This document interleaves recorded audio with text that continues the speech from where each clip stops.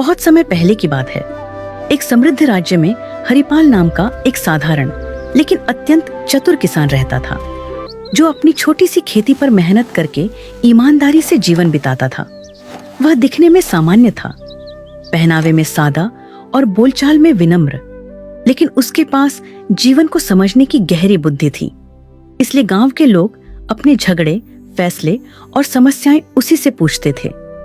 उसी राज्य के राजा वीरसेन न्यायप्रिय और विद्वान थे, पर उनके मन में एक चिंता थी कि आजकल लोग केवल किताबों का ज्ञान दिखाते हैं, जबकि सच्ची बुद्धि बहुत कम लोगों में होती है। इसलिए उन्होंने यह निश्चय किया कि वह पूरे राज्य में सबसे चतुर व्यक्ति को खोजेंगे। राजा ने घोषणा करवाई कि जो व्यक्ति उनकी परीक्षा में सफल होगा, उसे सम्मान और पुरस्कार मिलेगा। बड़े बड़े विद्वान, व्यापारी और चालाक लोग राजधानी पहुंचे, पर हरिपाल शुरू में नहीं गया, क्योंकि उसे न इनाम का लालच था और न दरबार की चाह।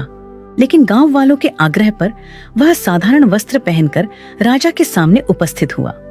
राजा ने पहली परीक्षा में एक पत्थर और लकड़ी का टुकड़ा दिखाकर पूछा कि इनमें से अधिक उपयोगी क्या है।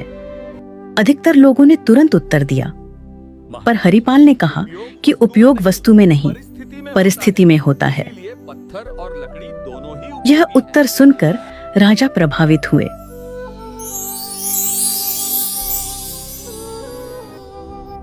दूसरी परीक्षा में राजा ने पानी का घड़ा और सोने की थैली रखकर पूछा कि प्यासा मुसाफिर क्या चुनेगा।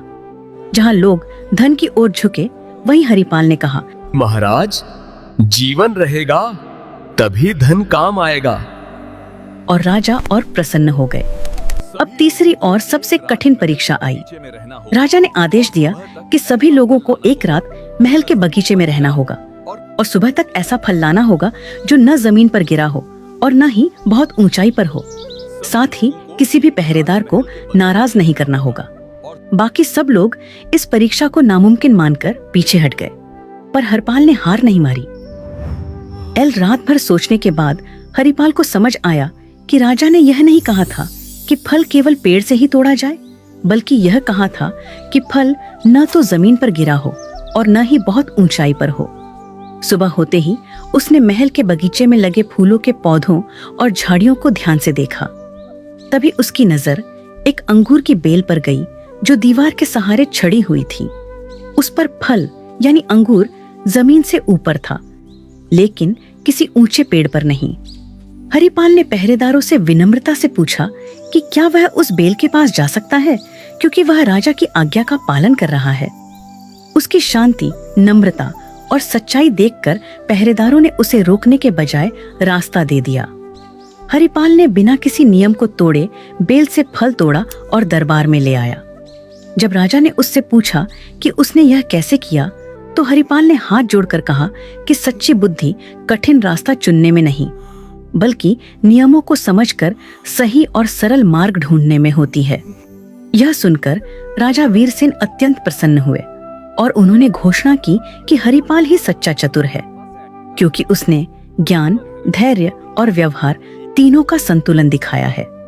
राजा ने उसे सोने का पुरस्कार दिया, लेकिन हरिपाल ने उतना ही सोना लिया जितना गांव में कुआं बनवाने के लिए आवश्यक था, और बाकी लौटा दिया।